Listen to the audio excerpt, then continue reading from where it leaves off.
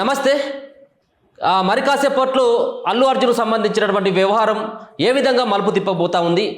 మరి హైకోర్టులో clash petition పైన ఏ విధమైనటువంటి విచారణ జరుగుతుంది? ఆయన పైన నమోదైనటువంటి సెక్షన్లు ఏం చెప్పబోతా ఉన్నాయి?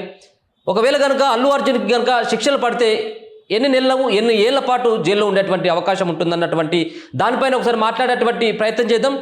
మనతో పాటు హైకోర్టు అడ్వకేటు శరత్ గారు ఉన్నారు. శరత్ గారితో మాట్లాడేటువంటి ప్రయత్నం అయితే చేద్దాం. హలో సార్, నమస్తే సార్. నమస్తే సార్, చిన్న ఒక 2 నిమిషాలు. ముఖ్యంగా అల్లు అర్జున్ సంబంధించినటువంటి విషయంలో మరి కాసేపట్లో క్లాష్ పిటిషన్ హైకోర్టులో విచారణ జరిగేటువంటి అవకాశం ఉంది. ముఖ్యంగా అల్లు అర్జున్ని పోలీసులు అరెస్ట్ చేసి గాంధీ హాస్పిటల్కి తీసుకెళ్లడం జరిగింది. అక్కడ వైద్య పరీక్షలు చేసిన తర్వాత నాంపల్లి కోర్టు కూడా తీసుకువెళ్ళినటువంటి పరిస్థితి. సార్, ఎట్లా ఉంటుంది? ఈయన పైన ఉన్నటువంటి ఆ సెక్షన్లు ఏం చెప్పబోతా ఉన్నాయి? నిజంగా కూడా ఈయన ఆ శిక్షకు అర్హుడు అని చెప్పేసి అనుకుంటా ఉన్నారా? ఏమనుకుంటున్నారు సార్ మీరు సీనియర్ అడ్వకేట్గా? సార్, ఏది ఏమైనా గానీ అల్లు అర్జున్ కేసు ఇంత నీల మేఘాల మీద వినాల్సినటువంటి అవసరం లేదు సార్.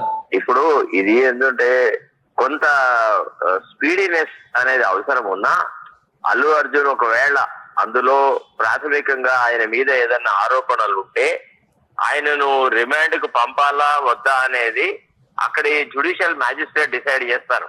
ఓకే. అందులో జ్యుడిషియల్ మ్యాజిస్ట్రేట్ తన బాధ్యతను నిర్వర్తించక ముందే హైకోర్టే అందులో ప్రైమా ఫేసి కేసు ఉందా లేదా అని నిర్ణయించడానికి వీలు లేదు. అది తప్పుడు సంకేతాలకు దారితీస్తుంది. అట్లా అంత తొందరగా హైకోర్టులో వ్యవహారం జరగదు.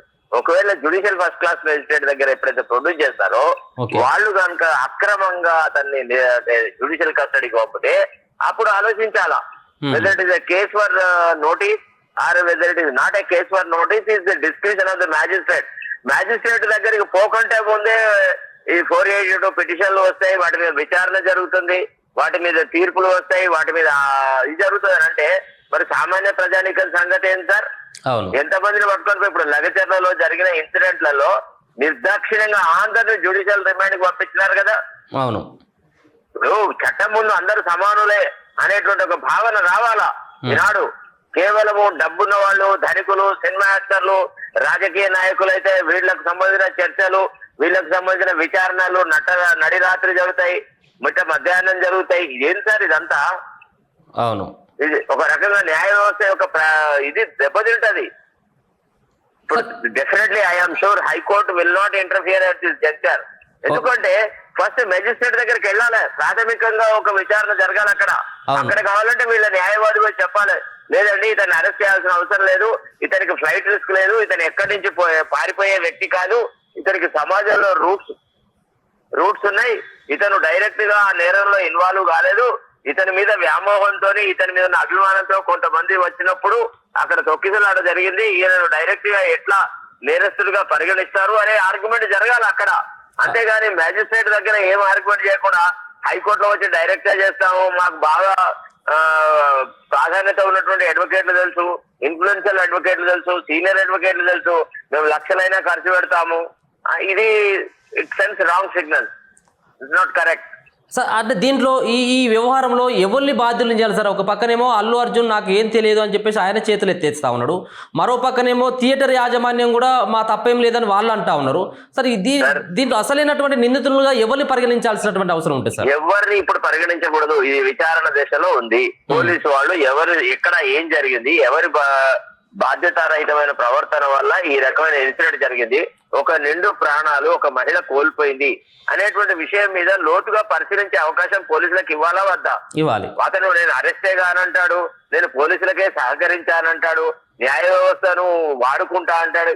ఇదేంటిది ఈ పద్ధతి? రాను అసలు ఎటుపోతుందండి రూల్ ఆఫ్ లా? పేదవాళ్ళకి ఇట్లనే జరుగుతుందా న్యాయం? ఇంత తొందరగా ఇట్లా ఉరికి వస్తుందా న్యాయం వాళ్ళ దగ్గరికి? ఎవరైతే తమకు భూమి కోసం, భుక్తి కోసం, వాళ్ళ జీవనోపాధి కోసం కొట్లాడుతున్న లగచర్ల రైతులేమో వాడికి ఆరోగ్యం బాగలేకున్నా బేడీలు వేసి తీసుకెళ్తారు. అదే అల్లు అర్జున్ విషయంలో కూడా చట్టం, శాసనం, న్యాయం, ధర్మం అంతా మెత్తటి దూదిలాగా మారుతుందా? Okay. What kind of signals it will send? Sir, ఇంకొక విషయం ఏంటిదంటే సార్, ఈయన పైన ఉన్నటువంటి ఈ సెక్షన్స్ సార్ 105 కావచ్చు, 118/1 రెడ్ విత్ 3/5 బిఎన్ఎస్ సెక్షన్ల కింద ఈయనకు వర్తిస్తే సార్ ఈ సంబంధించినటువంటి సెక్షన్స్? సార్ ఇప్పుడు ఒక విషయం చెప్పన్నా, అల్లు అర్జున్ బ్రహ్మాండమైన న్యాయవాదులను పెట్టుకుంటాడు కదా. అవును. ఆ న్యాయవాదుల ముందు మెజిస్ట్రేట్ దగ్గరికి పోయి ఆర్గ్యుమెంట్ చేస్తారు కదా, Yes. ఇవి వర్తిస్తాయా వర్తించలేదా అని. న్యాయ పైసలు లేకుండా అల్లు అర్జున్ ఆర్గ్యుమెంట్ నేనెందుకు చేయాలి సార్? ఎవరన్నా పేద ప్రజల తరఫున చేయమంటే చేస్తా. Okay. వర్తిస్తాయా వర్తించదా అని నా న్యాయశాస్త్ర పరిణితిని నాకున్నటువంటి జ్ఞానం దృష్టిలో చెప్తా. కానీ అల్లు అర్జున్ కు అడగక ముందే నేనేమైనా ఇదిగా ఉన్నానా? ఏమి అట్లా కాదు. ఇది విచారణ దశలో ఉంది. వర్తిస్తుందా వర్తించదా అనేది అల్లు అర్జున్ ఎవరికి ఫీజు ఇచ్చి ఎవరిని న్యాయవాదిగా పట్టుకుంటారో వాడు పోయి అరుగు చేస్తాడు. ఓకే, మీరేమైనా ఆ బాధిత కుటుంబం నుంచి ఏమైనా వకాలత్ తీసుకునేటువంటి అవకాశం ఉంటుంది సార్? ఎందుకంటే మీరు నా దగ్గరికి ఎవరు రాలేదు. బాధిత కుటుంబాల తరఫున అందరి తరఫున నేనే నిలబడలేదు. నాకంటే యోగ్యులైన వాళ్ళు, నాకంటే కమిట్మెంట్ ఉన్న వాళ్ళు, నాలాంటి వాళ్ళు, నాకంటే తక్కువ ఉన్న వాళ్ళు చాలా మంది న్యాయవాదులు ఉన్నారు. వాళ్ళకు పరిచయం ఉన్న న్యాయవాదుల దగ్గర వాళ్ళు పోవచ్చు. అయినా అల్లు అర్జున్ ఆమెను చంపలేదు కదా, ఆమెను మర్డర్ చేసినాడా? ఆమె న్యాయ సలహా అంటే ఏంది? ఒక యాక్సిడెంట్ లో ఆమె చనిపోయింది అంతే. ఓకే, దానికి అల్లు అర్జునే పెద్ద మనసుతోని ఉదార స్వభావంగా ఏదో 25 లక్షలు అనౌన్స్ చేసినాట. దాని బదులు ₹1,00,00,000 ఇచ్చి ఈ సమస్యను ఇక్కడికే పరిష్కరించాలి అంతే. ఇది ఎవడు అనుకొని చేసినటువంటి సంఘటన కాదు. భవిష్యత్తు లోపల ఇట్లాంటి కార్యక్రమాలు జరిపేటప్పుడు పోలీసులు తగు జాగ్రత్తలు తీసుకోవాలి, మంచి బందోబస్తు అరేంజ్ చేయాలి. తర్వాత ఈ విఐపీలు సెలబ్రిటీలు ఎక్కడికి కొడితే అక్కడికి ఉరకాదు సార్. వీళ్ళు పేద ప్రజలను కూడా దృష్టిలో పెట్టుకోవాలి. అమాయక ప్రజల ప్రాణాలు గాల్లో కలిసిపోతున్నాయి. ఇప్పుడు ఈయన ₹1,00,00,000 ఇచ్చినా రేవతి ఆరోగ్యం మళ్ళీ ఆమె అయితే బతికి రాదు కదా. అవును. అన్ని డబ్బులు సంపాదించిన వ్యక్తి అంత కమర్షియల్ సక్సెస్ అయినప్పుడు ₹1,00,00,000 ఇవ్వలేడండి. చవట 25 లక్షలు అనౌన్స్ చేసినాడు. ఏమన్నా దయాదాక్షిణ్యంతో ఉందా అసలు? అది ఎట్లా? అది ఏ రకమైనటువంటి మానవీయ కోణం? ఆయన ఆలోచించిన తీరు, ఆయనకి ఎవరు సలహా ఇచ్చినాడు 25 లక్షలు ఇవ్వని? చాలా తప్పది. కనీసం ₹1,00,00,000 ఇవ్వాల్సిందే మినిమం గా. సార్ ఇదే అంశం పైన కూడా పొలిటికల్గా చూసుకున్నట్టు అయితే ఉంటే ఒక రకమైనటువంటి చర్చ కొనసాగుతూ ఉంది. అల్లు అర్జున్ సంబంధించినటువంటి ఈ వ్యవహారం పైన కేటీఆర్ ఒక ట్వీట్ చేయడం జరిగింది సార్. అంటే జాతీయ అవార్డు గ్రహీత అల్లు అర్జున్ అరెస్ట్ చేయడం ఇదంతా కూడా పాలకుల అభద్రతకు పరాకాష్ట అన్నట్టు అంటే ఒక ట్వీట్. అంటే ఇక్కడ పాలకులు కూడా ఇన్వాల్వ్ చేయడం జరిగింది. సో మనం ఎట్లా చూడొచ్చు సార్?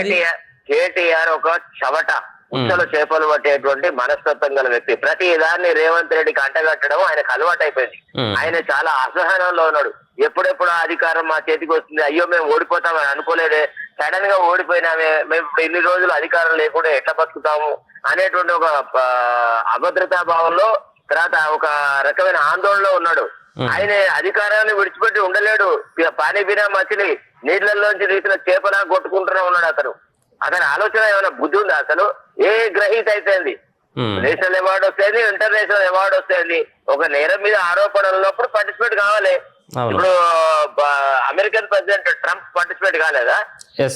బైడెన్ మీద ఆరోపణలు వచ్చిన బైడెన్ అపేర్ కాలేదా? ఎంతమంది ప్రపంచ నాయకులు కూడా న్యాయ వ్యవస్థకు సహకరించినారు. ఆయా దేశాలలో దేశ అధ్యక్షుల మీద ఆరోపణలు రాలేదా? ఇందిరాగాంధీ మీద రాలేదా? ఆరోపణలు వస్తే ఆమె పార్టిసిపేట్ కాలేదా? పివి నరసింహారావు మీద జరగలేదా? అంతకంటే గొప్పవాడా అల్లు అర్జున్? ఎందుకు సార్? అతను ఏం ట్వీట్ చేస్తున్నాడు, ఏం ఆలోచిస్తాడు, ఏం మాట్లాడితే దాని ప్రభావం సమాజం మీద ఏ రకంగా ఉంటుంది అనేటువంటి ఆలోచన చేయకుండా ఏది పడితే మాట్లాడడం కేటీఆర్ కి అలవాటైంది. అసలు ఫస్ట్ ఆఫ్ ఆల్ కేటీఆర్ ట్వీట్ల మీద కామెంట్ చేయడమే it is below my dignity. I never like to comment on that fellow. Okay, అంటే ఇటు పొలిటికల్గా ఏమైనా అంటే అల్లు అర్జున్ సంబంధించినటువంటి ఫ్యాన్స్ని అంటే బీఆర్ఎస్ పార్టీ వైపు లాక్కోవాలన్నటువంటి ఒక ఉద్దేశం కనబడుతుంది సార్ ఈ పోస్ట్ వెనుక? ఎవడు సార్ ఒక్క ఇన్సిడెంట్ తోని బీఆర్ఎస్ అట్లయితే మరి అల్లు అర్జునే ఈ రాష్ట్రానికి ముఖ్యమంత్రి కావాలి ఇక. మరి ఎంతమంది సినిమా యాక్టర్లను చిత్తుగా ఉడగొట్టినాం. రాజకీయాలు వేరు, సినిమా నటన వేరు, ఈ ఫ్యాన్స్ వేరు. వీళ్ళ నటన కంటే ఎవరు కూడా పనికిరారు. కల్వకుంట్ల కుటుంబం సంబంధించినటువంటి వాళ్ళ సంబంధించినటువంటి నాటకాలు ఎక్కువ ఉంటాయి కదా సార్, మీరు దగ్గర నుంచి చూసింది కదా. అదే నేను చెప్తున్నాను కదా, వాళ్ళకి అసహనంగా ఉందన్నమాట. అధికారం కోల్పోయింది అనే విషయాన్ని జీర్ణించుకోలేక ప్రతి చిన్న విషయం మీద కామెంట్ చేస్తా ఉన్నాడు. ఆయనలో ఏం విజ్ఞత ఉన్నది? ఒకప్పుడు ఆయన మంత్రి కదా. ఏమవుతుంది అల్లు అర్జున్ చట్టానికి సహకరిస్తే ఏంటిది చెప్పక మాట. దాంట్లో ఏం నష్టం ఉంది? అల్లు అర్జున్ ని పోలీసులు పిలిచినారు, పోవాలి, అపియర్ కావాలి, అవసరమైతే న్యాయ వ్యవస్థలో తను నిర్దోషిని చెప్పుకోవాలా, ఒక అడ్వకేట్ పెట్టుకోవాలి, ఆర్గ్యుమెంట్ చేసుకోవాలి. అంతేగాని నేషనల్ అవార్డు గ్రహీత, ప్రపంచ అవార్డు గ్రహీత, ఆయనకు ఇట్లా చేస్తారా ఎందుకు రేవంత్ రెడ్డికి ఎందుకు అభద్రతా బాగుంటది అల్లు అర్జున్ అరెస్ట్ చేస్తే ఏం ఫరక్ పడుతుంది? అవును. ఈవెన్ చిరంజీవిని అరెస్ట్ చేసినా రేవంత్ రెడ్డి ప్రభుత్వం కూలిపోదు, దానికి దీనికి సంబంధం లేదు. ఓకే, ఏది పడుతుంది మాట్లాడడం, అది ఆ కేటీఆర్ విజ్ఞతకే వదిలేటాలి మనం. ఒక్కొక్కసారి sometimes I feel that he talks non sense, it doesn't have any sense. అంటే ఆయన ప్రభుత్వంలో ఎంతో మంది ప్రముఖులను అరెస్ట్ చేయలేదా? అవును. మరి ఆనాడు రేవంత్ రెడ్డిని అరెస్ట్ చేసినాడు కదా, అప్పుడు మరి ఈయన ప్రభుత్వం కూలిపోయిందా? అవును సార్. ఇట్లా కాదండి, ఇది అసంబద్ధమైనటువంటి వ్యాఖ్య అనమాట. Okay sir, thank you so much sir. So ఇది అడ్వకేట్ శరత్ గారు చెప్తా ఉన్నటువంటి అంశం. ముఖ్యంగా ఆయన చేస్తున్నటువంటి కేటీఆర్ చేసినటువంటి ఆ ట్వీట్ కావచ్చు, ట్వీట్ పట్ల మరి బగ్గుమంటా ఉన్నాడు శరత్ సారు. ఎందుకంటే ఇదంతా కూడా ఒక పక్కన ఏది జరిగినప్పుడు కూడా రేవంత్ రెడ్డి పైకి నెట్టేసేటువంటి కుసంస్కారాన్ని బీఆర్ఎస్ పార్టీ నేతలు మానుకోవాలన్నటువంటి అభిప్రాయాన్ని కూడా ఆయన వ్యక్తం చేస్తూ ఉన్నటువంటి సిచ్యువేషన్. మరి కాసేపట్లో అల్లు అర్జున్ సంబంధించిన వ్యవహారం ఏ విధంగా మారబోతుంది అన్నటువంటిది కూడా ఒకసారి చూసేటువంటి ప్రయత్నం చేద్దాం. చూస్తూనే ఉండండి మన తొలి వెలుగు.